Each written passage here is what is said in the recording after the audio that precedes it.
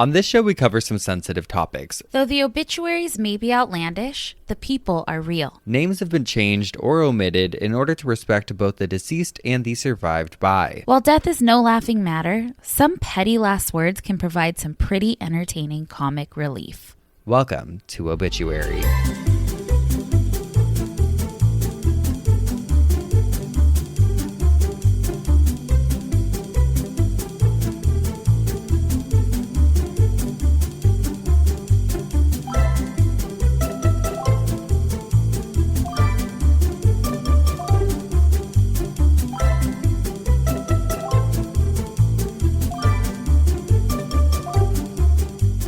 In 3, 2, 1. Happy New Year, Geoffs!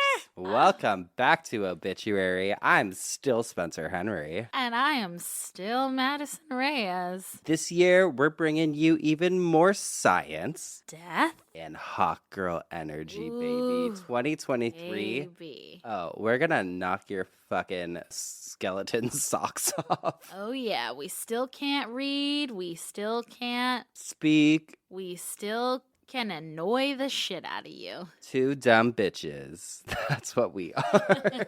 I'm really excited for a whole year because we have so much planned for 2023. You guys, So much good stuff. so much good stuff. Before we hit record, we were sitting and talking and we're like, this does not feel real. Yeah. Everything, like, just wait, because this year is going to be the best year yet. Oh, baby. Spencer and I are sitting in 2022 right now, but the episode is going out in 2023, and we are hanging on by a thread. Our physical health has declined drastically.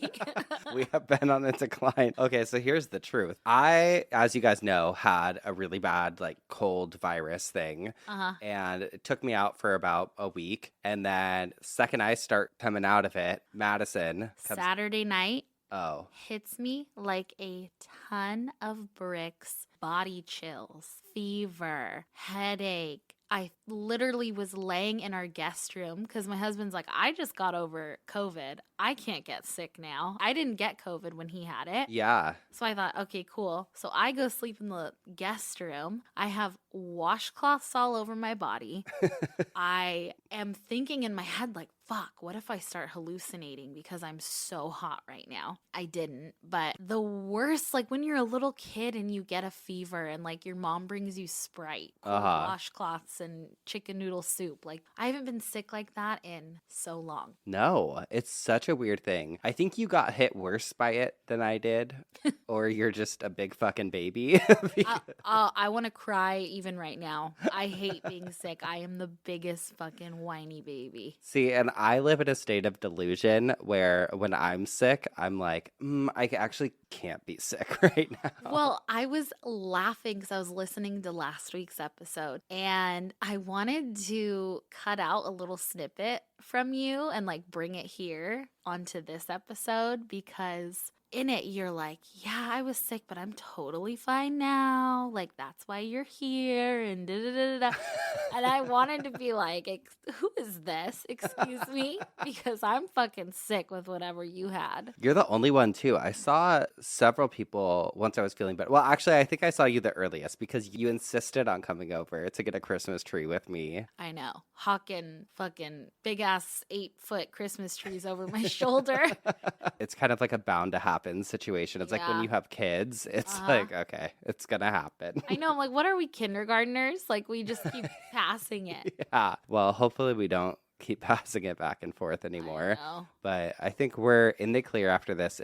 We're just getting it out of the way at the end of the year so that next year we can be just on top of our game. By the time you guys hear this, we're going to be hot and fit and so healthy.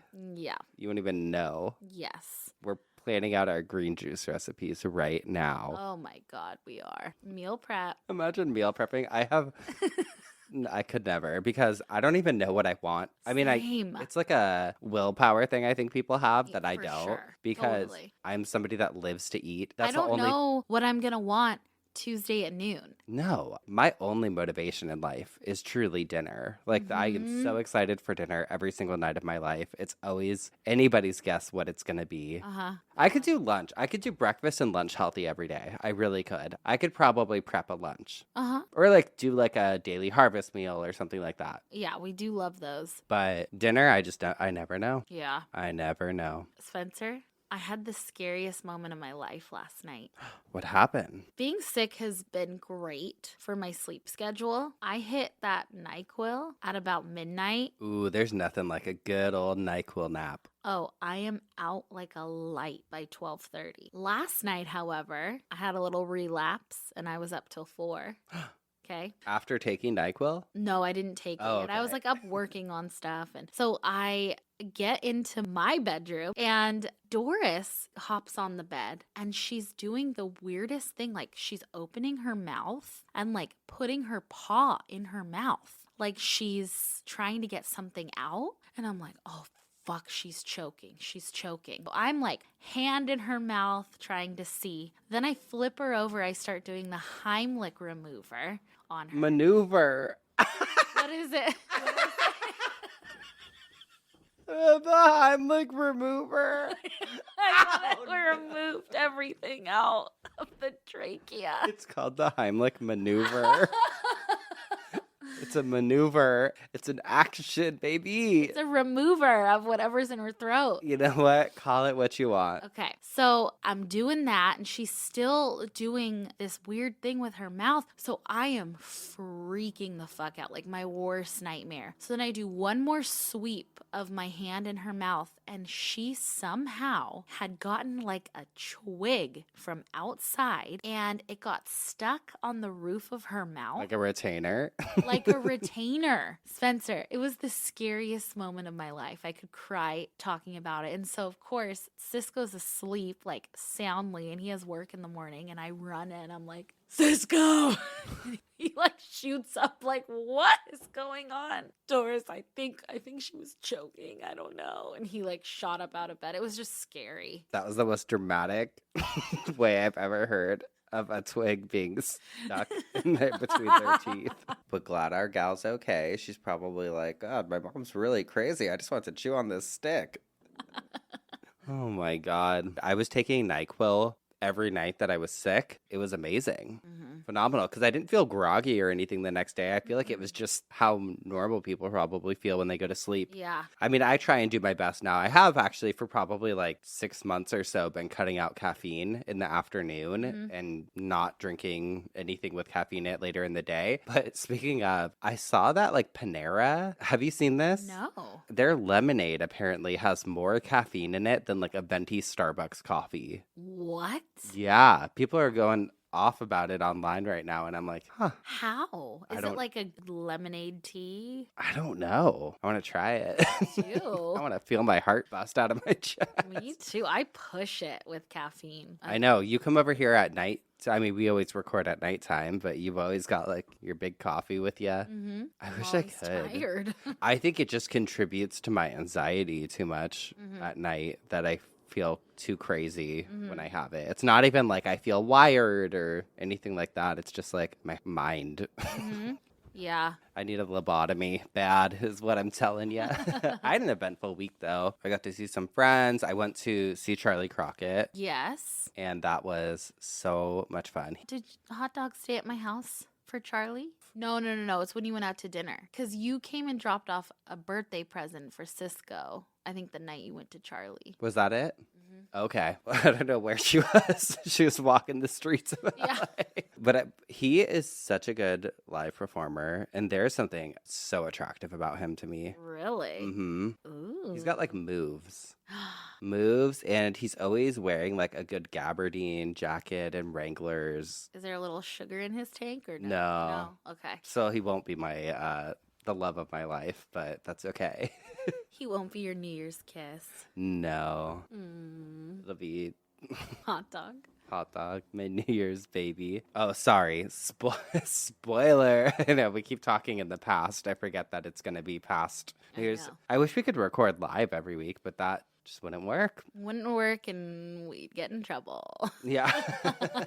It's good. We have more time to think about things. Yeah. It's been a week or so. Oh, I have some thoughts for this fucker here. Can I read you an article? Yes, please. This is from people.com from 2019, and I stumbled upon it. I was looking for obituaries, and I came across it. Sheriff's deputy allegedly reads online obituaries to rob homes of families attending funerals.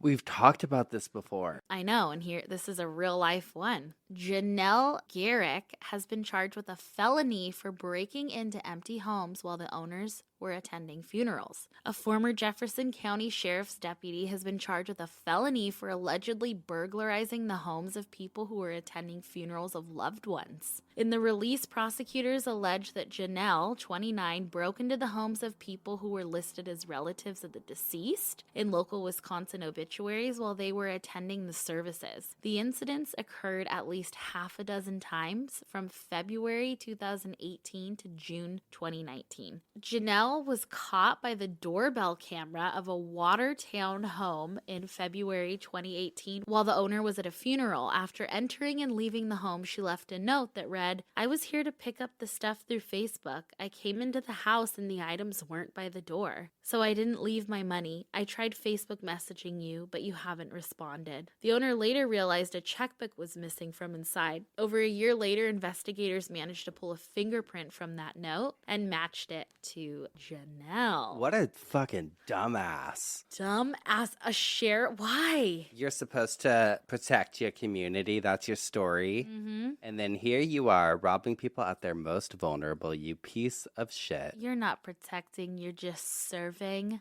bullshit. You're serving nothing, baby. And guess what? I hope you never work again. Bye. Bye. Sounds like a real asshole. Oh, yeah. Oh, yeah. Oh, yeah. Yeah. I have some Am I the Assholes for us. And this first one says, Am I the asshole for not attending my brother-in-law's funeral because my sister didn't invite our parents? It says, I'm 22 and Kat is 25. My sister Kat married her husband Mark when she was 21. My interactions with Mark were always kind, respectful, and it's obvious they loved each other, but he was a bit of a negative influence on her. And because of this, Kat, Mark, and our parents didn't get along that well. I'll be the first one to say that my parents were pretty strict growing up, but it was never really anything that serious, and they always looked out for our best interests. Kat also used this opportunity to go low contact with our parents, but me and her kept in touch. Mark passed away recently, and the funeral is next week. It's a private funeral, so only the people invited can come. Kat invited me, and I said I'll be there. I was talking to my mom, and she mentioned that Kat didn't invite them to Mark's funeral, and they're hurt, but they're worried about her. I was surprised, and I called Kat later. She said she didn't want mom and dad there, and I replied they just want to look out for her. Kat got pretty mad at me, so I replied, I understand she's in a lot of grief right now, but if she's going to try and break our family apart, I unfortunately won't be attending. Kat said I was picking sides, and she doesn't want me there anyways if I'm going to act like that. She didn't reply to my text afterwards, and I'm just sort of caught in the middle, but Kat's angry with me. Am I the asshole? I don't think she's the asshole, but that's a tough one because I understand the parents are like, well, why aren't we invited? Uh-huh. I also understand her wanting to go and support her sister. Yeah. So I don't know. What has she voted? I'm not sure if it's a girl or a guy. Oh, okay. I don't know if it ever specified. Voted the asshole. I really thought about this one, but I'm like, there's probably a reason she went low contact with the parents. And if they never approved of the relationship with Mark, I could understand being like, well, why would I invite you to his service? Yeah. So I do understand that. But I wanted to know what other people were saying. And so the top response on that was, you're the asshole. To the sibling, they said, you weren't caught in the middle. You firmly placed yourself in the middle, which I agree with, because this person could have been like, all right, well, I'm still going to go support my sister who just lost their husband. Right. Like, I'd rather have that weirdness be between me and my parents than me and my sibling who just lost their husband. That's true. That's true. So complicated. Well, I think that's the thing. My takeaway from life so far is that, I mean, I'm sure we've said it on the show before, but blood does not always equal family. Uh-huh. At the end of the day, we are all just humans, regardless of if you came from somebody somebody's womb or not, you're all just humans. And at a certain point in your life, once you become an adult, you realize that. And it's such like a clarifying thing, I think, for all of us when we're like, oh, my parents were just people. Oh, Like for sure. they're just like me. Or like this person in my life, that's just a person. My teacher, just a person. Like we're all just people. Yeah.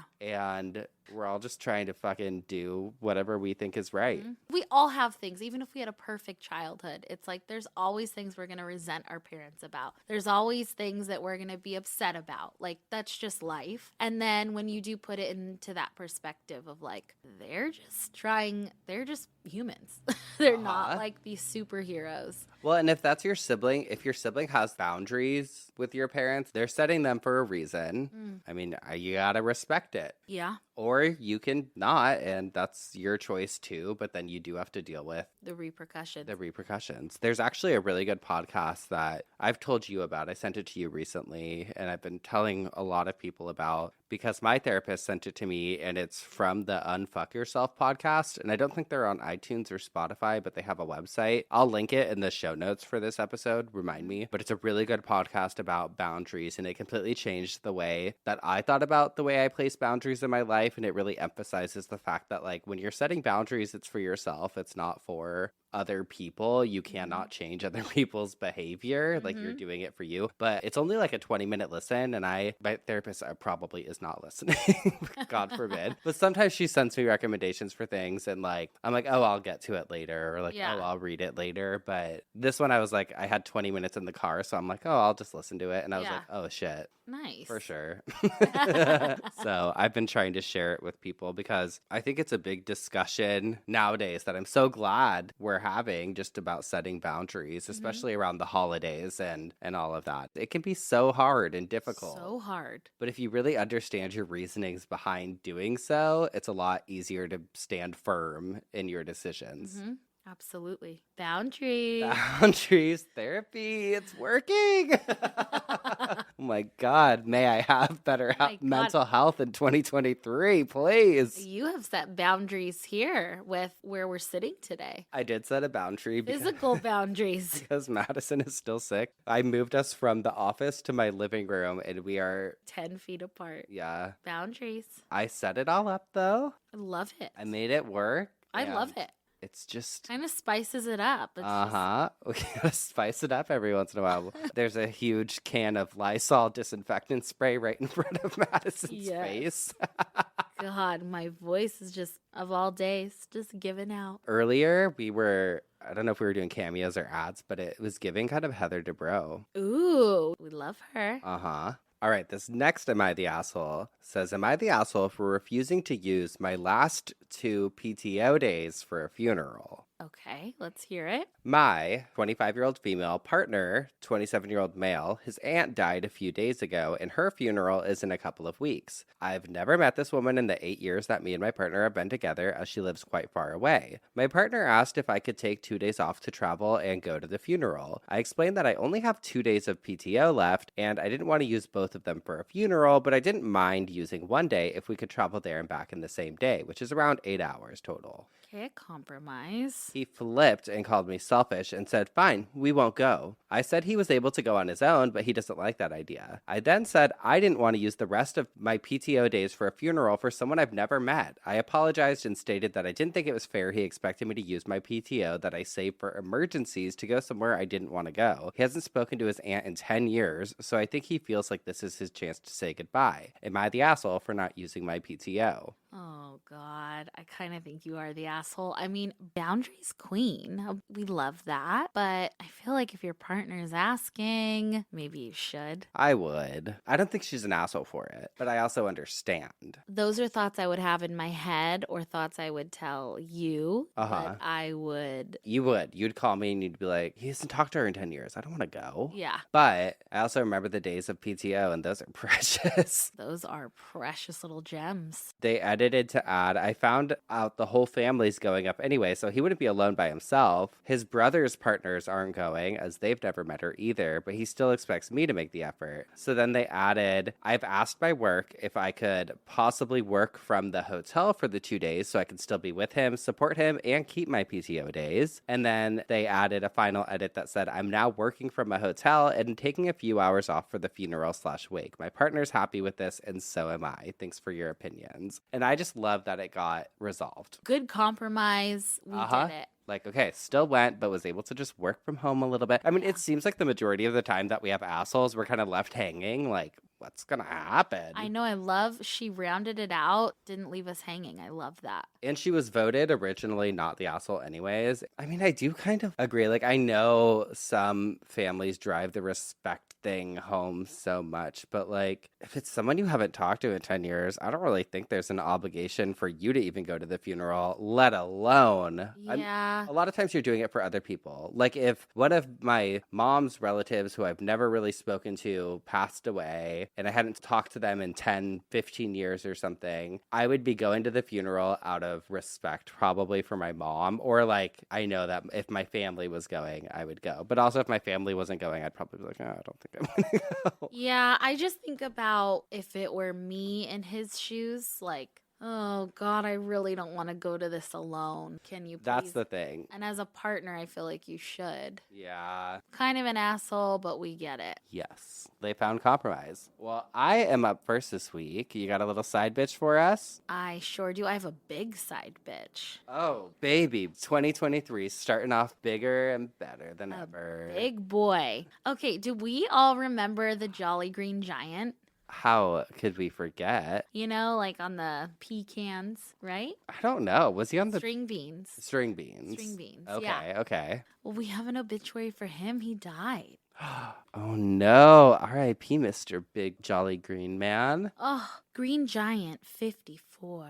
Valley of the Jolly Giant sold off to developers. Executive homes to replace rolling fields of peas, carrots, and beans. Jolly Valley. Despondent, depressed, and too large to fit in a homeless shelter, the Green Giant entered a canning facility Wednesday and threw himself into a machine used for creaming corn. Oh my God. A spokesman for Rip 'em Down Developers Incorporated said papers had been passed on the Giants Valley property just a day before the despondent gargantuan shouted, "Ho, ho, no!" and dove into Del Monte's Crematorium 3000. The Giants, the Libbies, the Allens, the Senecas, and the Hunts all had deep roots in this community. Suburban sprawl triggered soaring property values, and one by one, surrounding families succumbed to developers. Mr. Giant realized his fate was sealed. The Pennsylvania Dutchman Mushroom Man, a longtime friend, said that Mr. Giant had started hitting the sauce. Stupid. That really did him in. He believed in the importance of factory farming with every kernel of his being. Green Giant is survived by his son, Little Sprout, the product of a mixed vegetable marriage to a white asparagus. We love it. Diversity. We love it. And that was, of course, from Mr. Ed Dead, one of our favorite books. Oh, I forgot about that book. What a blast from the past. I know. Love it, girly. Well, we'll take a quick break. And when we come back, I'll tell you what had me spinning in my coffin this week. Alrighty. Be right back. We'll be right back. And we're back. What's got you spinning in your 2023 coffin? Ooh, first coffin spinner of the year. Woo! I'm thrilled with my coffin spinner this week. Some Victorian nightclub action, baby. Wait, what? They had nightclubs? Of course they had nightclubs. Of course they did. Okay, so here's something you might not know about me, but back in my younger years, I frequented this little joint called the DNA Lounge in San Francisco. I would go all the time with my sister Olivia, and we would just dance, have the best time, and probably wearing like a scarf and having like a side bang. Oh no, this was post that era. This is probably 2021 time. Me, I was like 20 or 21. I'm like, it was last year.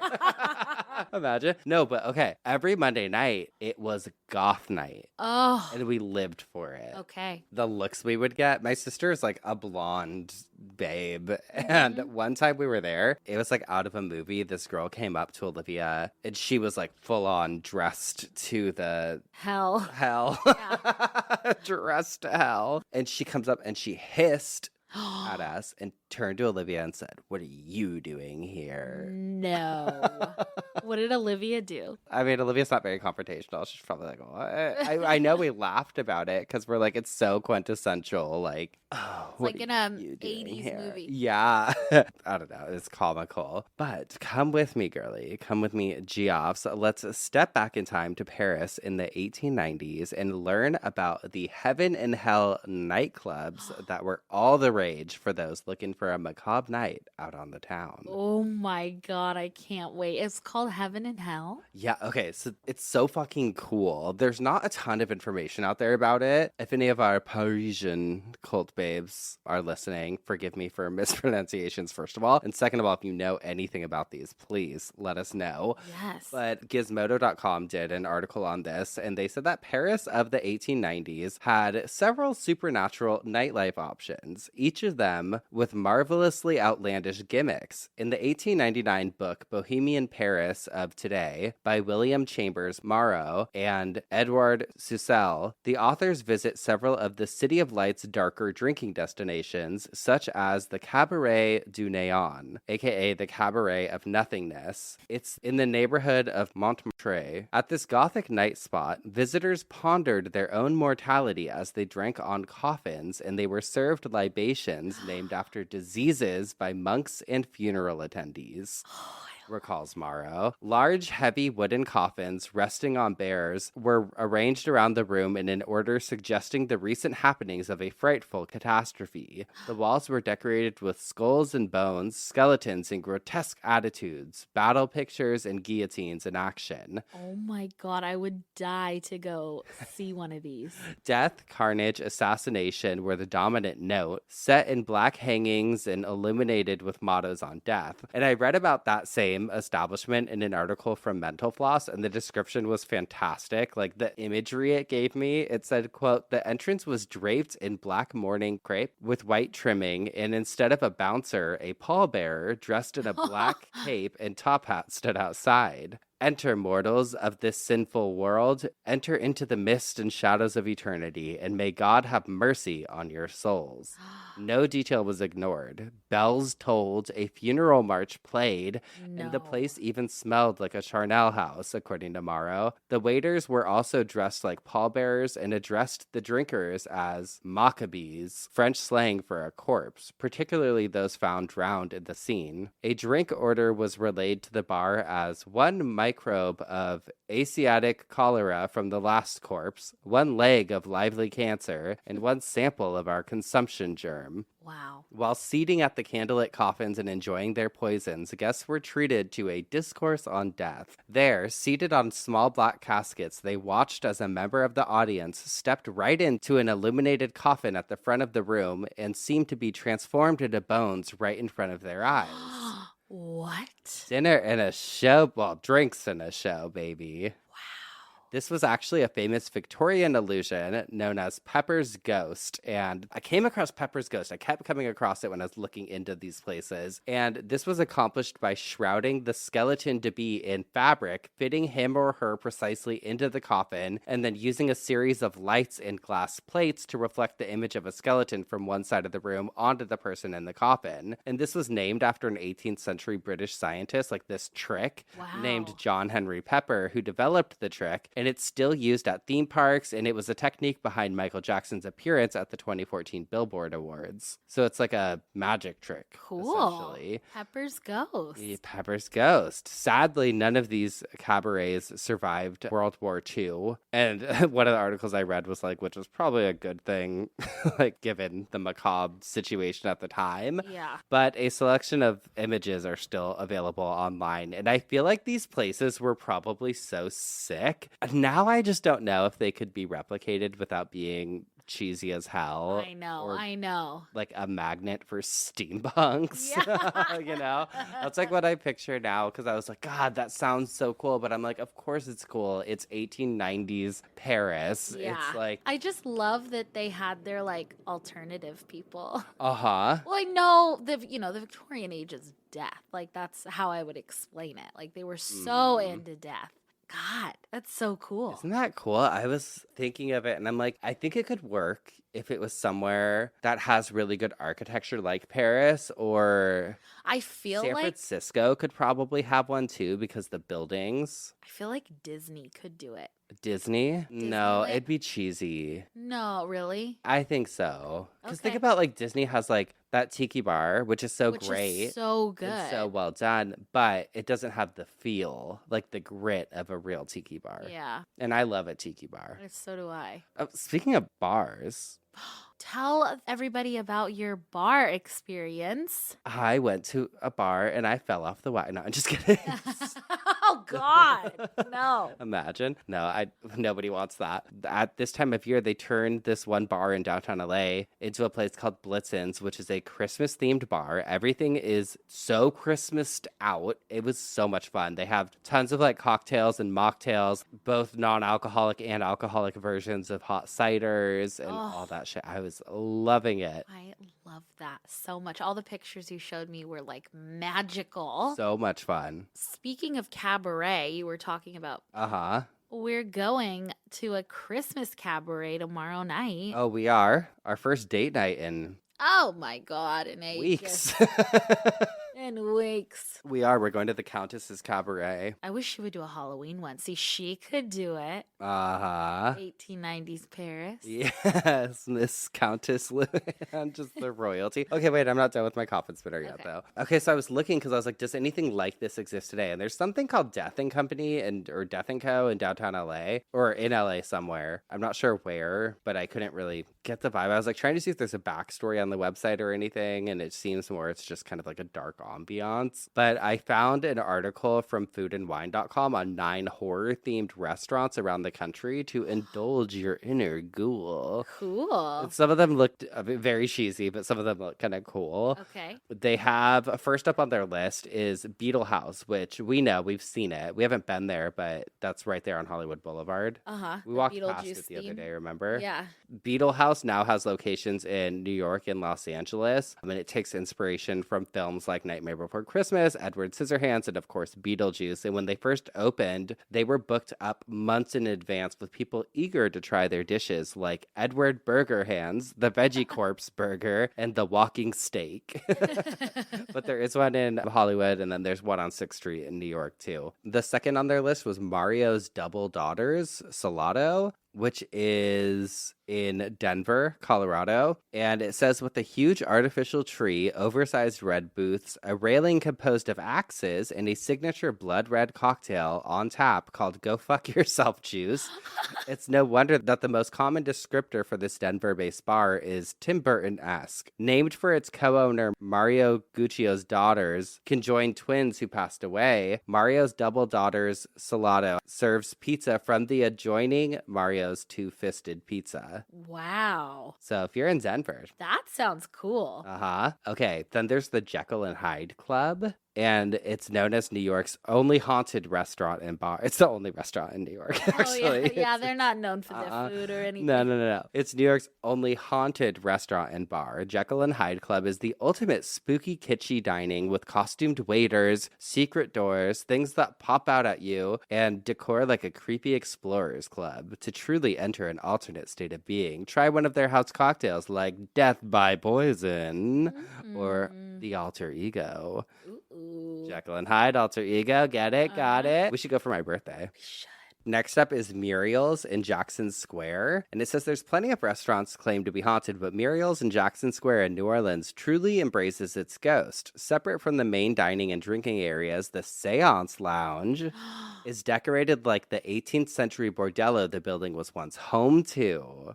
And I thought that was so cool. Wait, I have a haunted New Orleans story. You do? Yes, I was just on the phone today with my good friend Bree. She and her husband just went to New Orleans. She was telling me all about it. And she's like, it's cool. It's beautiful. They visited a bunch of cemeteries. They did cemetery tours. But she said, I was like, did you guys like get rest and whatever? She's like, I didn't fucking sleep a wink because I booked a hotel that I thought was beautiful looking. We're there and I start seeing stuff. Turns out it's one of the most haunted hotels in New Orleans, but she saw a big black like apparition float across the room and go outside. Like they could not sleep at all because they kept seeing things. Jeez. Creepy. One of my best friends is moving there in 2 weeks. Mm-hmm. I'm excited because I want to go visit. Yes. See all the cemeteries. Okay, so there's a few more. There's the Old Devil Moon, which is in San Francisco, actually. It's an occult-themed bar and restaurant that channels New Orleans with a menu full of muffulettas and crawfish. They're most known for their Pot Julep cocktail on tap. Ooh. You can get your fortune read in between drinks, and don't miss the Ouija board mural in the bathroom. Ooh. I should take like my siblings when I'm up there for Christmas. I know, that'd be cool. And then there's a few more. There's the Lovecraft Bar, which is in Portland, and it identifies itself as a horror-themed dance bar, and it's decorated with skulls, tentacles, a coffin, images of pulp horror master H.P. Lovecraft. They do burlesque shows there, which we love, tarot readings, horror movie nights, and lots of goth and new wave music and plenty of fog. Ooh. And they have vegan sandwiches with names like Hail Chicken Satan or Satan, you know. Satan, yeah. And then Kayla Mall and the Bun Slaughter. Ooh. I want us to eventually try all of these places. I know. Then we have the Vampire Lounge, which is the tasting room for Vampire Vineyards in Los Angeles. Vampire Lounge was designed to evoke a sultry vampire lair. Sample wines from Vampire, True Blood, and Dracula wineries while noshing on vampire dips or the Buffy the Vampire Slayer chicken parm sandwich. Ooh. And it's on Santa Monica Boulevard. This place actually looks kind of cool. We should check it out. You know what? Be a tourist in your own city. We've always said it. Uh-huh. You guys, if you guys live near any of these places, please check them out. And write to us. Yes. Okay, we have 2 more. We have Zombie Burger and Shake Lab, which claims to be a gourmet eatery in a post-apocalyptic chic setting. It's an Iowa-based mini chain with 5 locations, and it's all about burgers. You can try burgers like The Walking Ched, 28 Days Later, or Mushroom Apocalypse for a taste of their humorous approach to horror. And then the final one is Phantom Carriage Brewery, which is named after a 1921 Swedish horror flick. Phantom Carriage Brewery has a definite Grim Reaper vibe. The Carson, California brewery and cafe comes complete with skeleton decorations, horror movie nights, horror trivia, dishes like the Slasher, and Jar of the Living Veg, plus crawling eye beer to wash it all down. Wow. And that's in Carson, California. What's it called again? Phantom Carriage Brewery. Okay. And they have food and drinks and everything. So if you're in Carson, check it out. That's what had me spinning my coffin this week. And I had so much fun because I love that. Learned about so many new places. And I just love the idea of a Victorian nightclub, baby. God, I would have just paid money to see. You know what? Next time someone asks the questions, if you could go back in time for one day, where would you go? I'm going to say 1890. Paris. And I'm at the fucking cabaret. Uh-huh. Eating off of a coffin. A coffin while they tell me horrible things. I love that. And watching Pepper's Ghost be performed. Wait until we can open our own chain of restaurants. Oh, yeah. Oh, yeah. Imagine like fries coming in a little coffin. Oh my God, how cute. Right? Or like, right? Hold on. No one steal this. You have to like dress your own burger.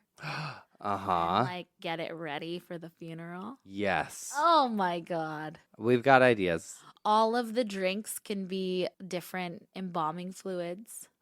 Yes. The utensils will be shaped like medieval torture devices. Yeah, you'll have to eat inside of a coffin or a hearse. We can't get into too much detail. We don't want it to be stolen. Yeah, forget it. Forget everything we said ever in the past. New leaf, new year. All right, we'll take a quick break and then hear what had you spinning in your coffin this week. Alrighty. We'll be right back. And we're back. What had you spinning in your coffin this week, girly? Alrighty, so I have been wanting to go over time capsules Yes. Oh my God. Yes. You've been talking about this for a long time forever. now. Every time I came across an article that related to one, I have been saving them because Perfect New Year's, by the way. exactly. I was feeling like a time capsule episode is most appropriate for the new year. Mm-hmm. And I actually really want to do one now after researching. Also, the more I dive into time capsules, the more I was like getting philosophical and like questioning everything. Here we go. I was like, are coffins and tombs time capsules? Like hundreds of years from now, will aliens come down and study our tombs? Imagine they're just fucking picking them all open and they're like, Like, what's oh this? my God, ugly. You are ugly.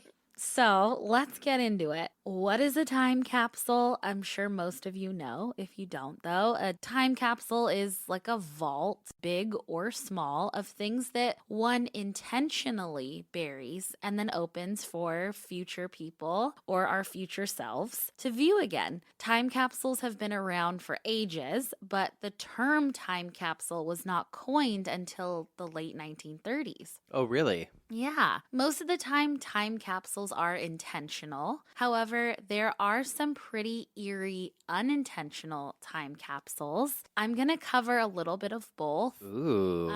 There should be a part 2, even a part 3, because there are so many unintentional, and maybe it would be more geared for like a cult leader we could do together. Ooh. Of like murder scenes. Murder capsules? Murder capsules, like, you know, the Los Feliz murder house we've driven by that just kind of stayed in pristine condition. Oh, that always weirds me out. That is an example of an unintentional time capsule. Let's start us off with something intentional, and I love this, Spencer, and I know that you will too. It's called The Crypt of Civilization. This time capsule was built and filled between like 1936 and 1940, and then it was sealed on May 28th, 1940 at the Oglethorpe University in Georgia. The crypt was the brainchild of Thornwell Jacobs, the president of the university at the time. The time capsule is not meant to be opened until May 28th, 8113. So 6,000 years. Oh, just open it up. Okay, but it's cool. The capsule is like a 20 by 10 by 10 room, and it is filled with everyday objects from life in the 1930s. There are about 800 items stored, and I went on there, like it's crypt.oglethorpe.edu, where they have a full inventory list. I have that full inventory list, but they also gave a really vivid description of everything in it. And it's like, it's sweet and it's eerie at the same time. It says 200 books of fiction, drawings of all of our inventions made to scale, such as our means of transportation, communication, etc., a record of the sports, amusements, pastimes, and games in vogue during the last century, motion pictures of historical events since 1898, and then there's like photographs, speeches. There's also, it says, artificial aids to sight, artificial arms, dentures, wigs, weights, and measures current in the world today, measuring instruments, seeds of flowers, plants, vegetables, fruits, and trees, drawings and paintings, paper mache models of fruits and vegetables, artificial flowers, clothing, models of jewelry. No gold, silver, or jewels are included to tempt vandals. Literally anything you could think of is in there. There's like airtight canisters, and it's filled with some gas that's gonna like keep everything perfectly preserved. Till 8,000 something? I don't think the world's gonna exist then, baby. Well, okay, here's the thing. The vault has steel doors that are welded shut and you can't see in. But Thornwell Jacobs wanted to have a permanent record of what 1930s life was like. And so if something does happen, you know, who knows what's going to be there in 6,000 years? That or when the will be there. rapture happens. Well, whoever's left will be able to see what life was like in the 1930s, and like, you know, maybe they don't know what a fruit looks like. They can see what a fruit look like. We'll be there. God's favorite soldiers. I would love to take a peek in there now. I think it's so cool. Should we? We can't. We just break. The Guinness Book of World Records from the Oglethorpe website said it was the first successful attempt to bury a record for any future inhabitants of planet Earth in the 1990 edition of the Guinness Book of World Records. Wow. Yes, so that was intentional. Now here's an example of an unintentional time capsule. A Los Angeles woman living in MacArthur Park was cleaning out her basement in the building that she was living in 2010. So she's cleaning, she stumbles upon this old trunk, and she opened it and discovered that it belonged to a woman named Janet. Janet seemed to have lived in the 1930s. And apparently she loved Peter Pan because there was like an original copy of Peter Pan inside and like just some Peter Pan memorabilia. Also inside were ticket stubs from the 1932 Olympic Games that were held in Los Angeles. There were also newspaper clippings from the LA Times from the 30s. And there were 2 leather bags that looked like what doctors used to carry. So it was a full-blown 1930s time capsule. Oh, wow. Well, this woman in 2010 who stumbled upon the trunk proceeded to open the leather bags that were in there and was stunned to find a mummified fetus in one and a mummified full-term baby in the other. The woman immediately turned the trunk into police who started investigating. They found that the owner of the trunk was in fact Janet M. Barrie, which is weird because J.M. Barrie wrote Peter Pan, but apparently there's no relation. This is insane. I know. So she was a nurse in the 1930s, apparently. And she actually died in like 1984. But coroners determined that the babies were brother and sister. And the sister's legs were folded like up into her chest and she had brown hair because she was shoved in this bag. But they could not determine how they died and whether it was a miscarriage or an abortion. NBC News covered the story and spoke to Janet's nephew, and he was pretty dumbfounded but didn't want it to tarnish his aunt's reputation, the article said. And he says, quote from that article from NBC News, "The social stigma of having a child out of wedlock was different than it is today. Maybe she just couldn't let go of the children. Maybe there was an attachment. You don't know the real story behind the story. You know what I mean? They were her babies. We know that. But everything else you can only speculate. So who knows what happened." Crazy. And I was like, to put them in a trunk with Peter Pan stuff, and Peter Pan was like, oh, eerie. A boy forever, like a little child forever. Wow. I know. Crazy. All right. Here's an intentional time capsule. This one I think is so cool. It's the Immortality Drive. So there is this time capsule floating around space right now, and it's called the Immortality Drive. It is aboard the International Space Station, and it was taken there in 2008. The Immortality Drive is a full-blown, like, hard drive that contains digitized DNA of some very important humans. Stephen Hawking's DNA is there, Stephen Colbert, Lance Armstrong, there's a Playboy bunny, a venture capitalist. Oh my God, what about ours? I know, they didn't ask us. And a video game developer named Richard Garriott, who actually created this and took it to space. And his hope is that if humanity is long gone or a crisis happens on Earth, that we have literally backup DNA to clone humans and extend humanity. It reminds me so much of cryogenics. Or there was the guy who sent his ashes to space too, remember? Uh-huh. That was crazy. Yeah. People just love sending shit to space. Love space, but you think about it, if something if our Earth blew up or something, or that's where they should have fucking sent that time capsule, because I don't think there's any way that we're gonna outlive the 2000s. I know. Well, you never know. Okay, another intentional time capsule. I just thought this one was so weird. It's a film. It's called the 100 Years film. John Malkovich wrote this film, and he stars in it. and then Robert Rodriguez directed it. So they made this film and nobody knows anything about it. The plot is secret. However, it may have been inspired by how it takes 100 years to make a bottle of cognac, but it is also listed as an experimental science fiction film. The film is kept in a bulletproof vault and won't unlock until November 18th, 2115. A So little more realistic. it's called The 100 Years, and it really is. You won't be able to see it for 100 years. And apparently Pharrell Williams even made the song for the film, but that won't be able to be heard until 2117. Damn. Who knows what is That's on so that film. crazy. Maybe it's like exposing Hollywood or something. Yeah. Who knows? Okay, cue. Okay, another intentional time capsule. Spencer, I thought this one was cool. A mental hospital named Barr Treatment Center in Indianapolis wanted to hop on the time capsule wagon. They buried film reels on July 23rd, 1958. This footage was found later after the hospital closed in the 90s and they were like demolishing it. And I have the footage. What? It's these two guys talking.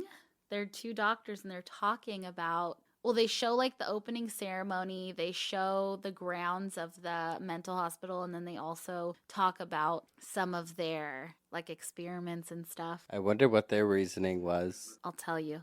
Today marks the cornerstone laying ceremony of the Barr Treatment Center. This is a building that's gone for 2 years. It's a building which we have spent much time in attempting to foresee in the future the things that are going to be coming up in the way of treatment programs. Okay, so the sound cuts out on the video and then it starts up again, but the most interesting thing that came from that video that RT.com was able to transcript, it says, quote, electric shock treatment as it is today, and it also will serve as a rest area in the day clinic period. Now, because of the space, the way it's laid out, this will be able to function under any circumstances that you might develop for treatment or program. For instance, we may someday, and only the people who open this time capsule will be able to say, we may go back to insulin shock or the development of some other drug techniques and so forth. And then RT's article explains what insulin shock is, and it says insulin shock therapy was introduced in 1927. I did a whole cult leader on it. On it, really? Uh-huh. Well, if you don't know, it was used in the 1940s and 1950s mainly for schizophrenia. Patients were injected with large doses of insulin to produce daily comas over several weeks. Mm-hmm. And some of them would go on for like a year. Tell me about it. It was used a lot in like the 40s and 50s, like you were saying, to treat schizophrenia. But eventually that was replaced with electroshock therapy and then like psychoactive drugs.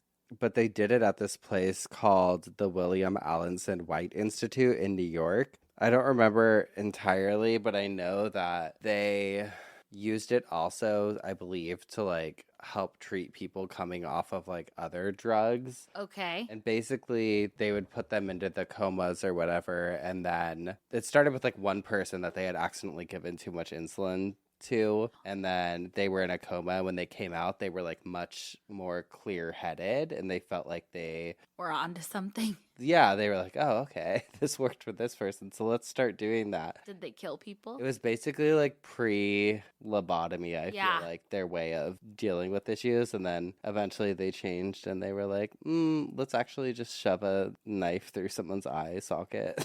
God. I just found this time capsule so eerie, especially because we talk about medical stuff so much on here that... Oh, it sounds like the start of a horror movie, finding a time capsule of an abandoned asylum. Yes, but the fact that the doctors are like, yeah, you guys might look back on this and, you know, see all the advances that we made, and it's like, you... Babe, yeah, we're actually going to look back and be like, you're a dumbass. God. Oh my God. You're also so monotone. Throw a little jazz in there. You're burying this. I know. 1 star. Oh, please.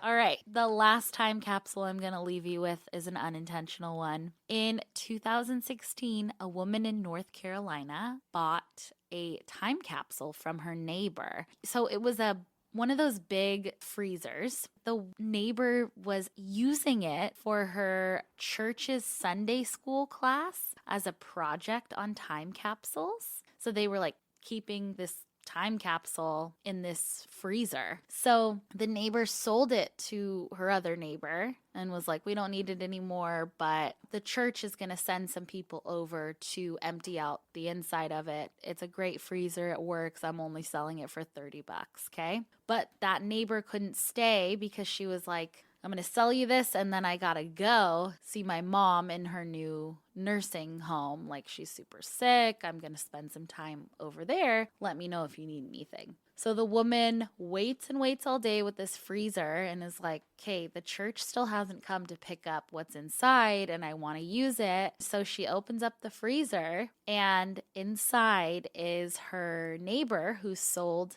the freezer, her neighbor's mom. Is inside of the freezer. Oh my God. She said, I'm not visiting my mom. You are. Uh-huh. And they couldn't get a hold of her. Oh my God. Skipped town.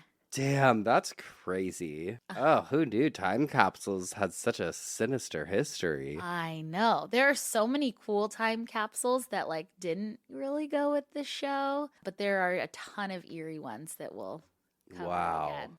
Incredible. Brava. You know what's also kind of like a time capsule?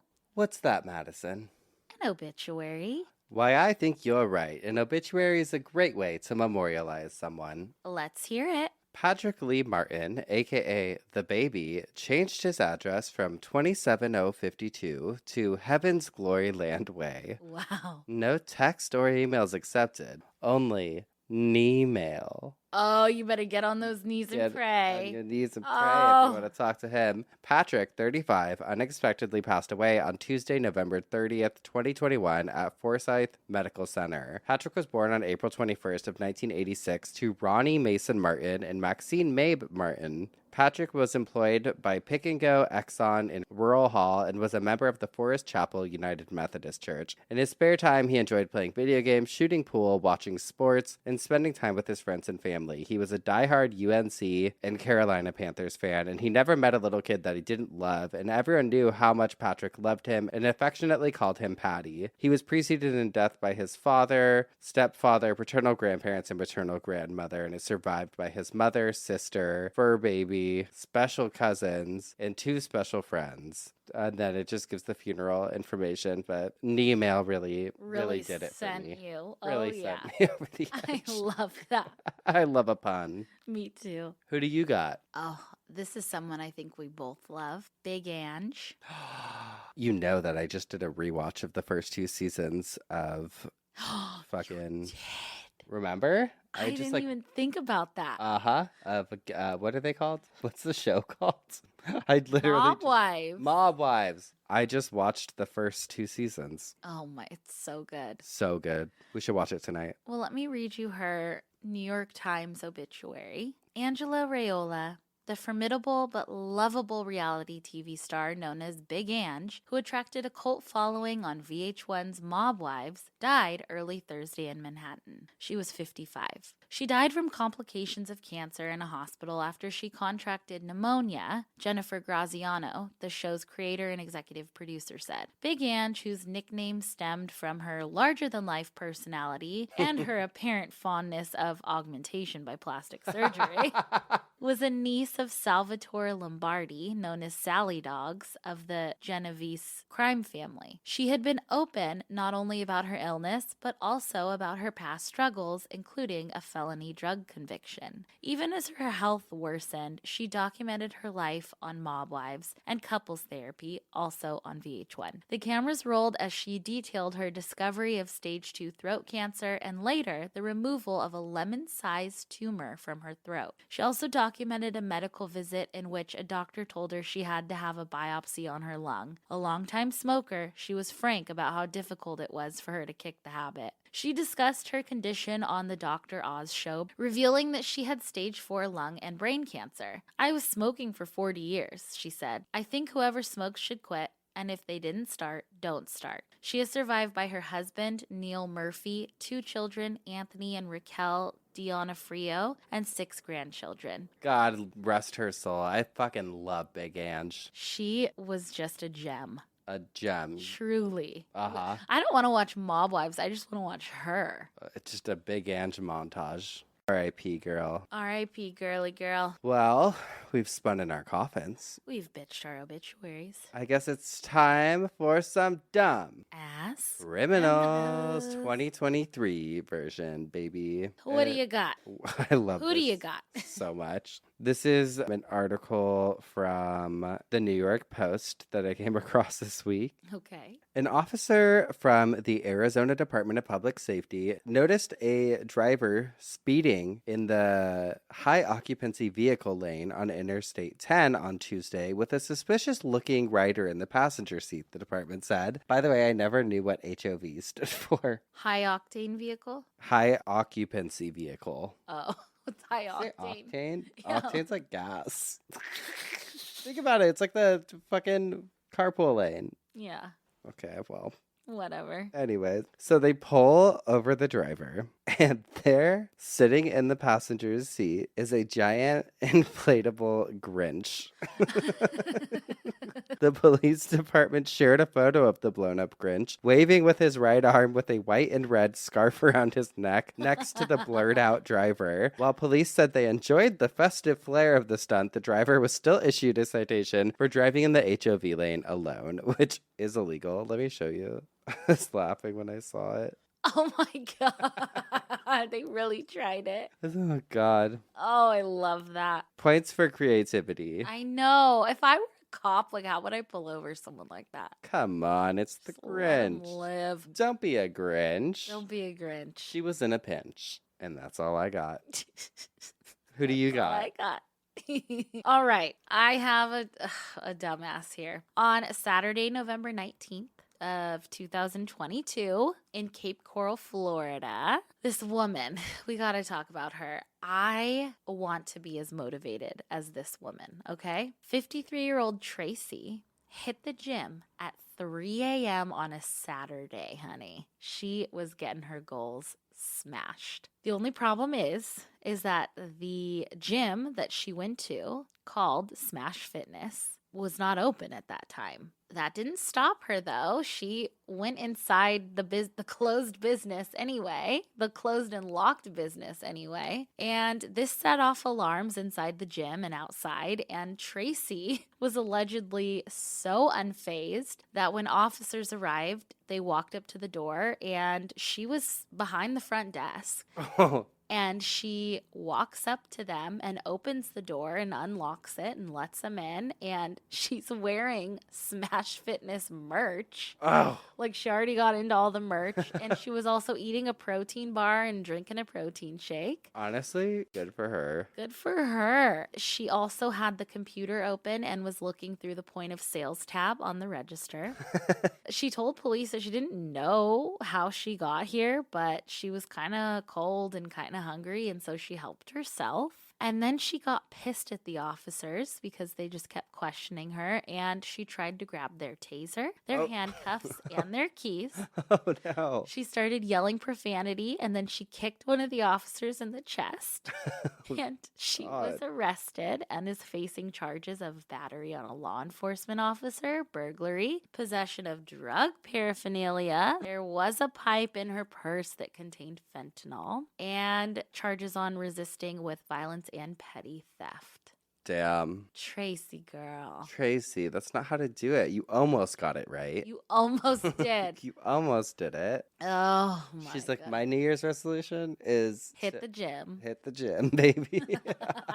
Oh, God, a true dumbass. Well, I think that about wraps it up for the week. We'll be back next week. In the meantime, you can stay in the know by following us online at Obituary Pod on Instagram and Twitter, and Obituary Podcast on TikTok. We're going to be better at all of it this year. Yes, we are. And we haven't said this in a while, but could you please leave us a little review on Oh iTunes? yeah, leave us a little love. Come Come on. on, We don't please. ask for much. We need it. Come on. You can also write to us via our P.O. Box, P.O. Box 18149 in Long Beach, California 90807, or to our email, obitpod@gmail.com. And get a cameo. Yeah, get a cameo. They never disappoint. At least no one tells us if they do. But No, we have 5 stars across the board. 5 stars, baby. That's it for this week. We'll be back next week with some more coffin spinners Obituaries. and dumb Ass criminals. Goodbye. Goodbye.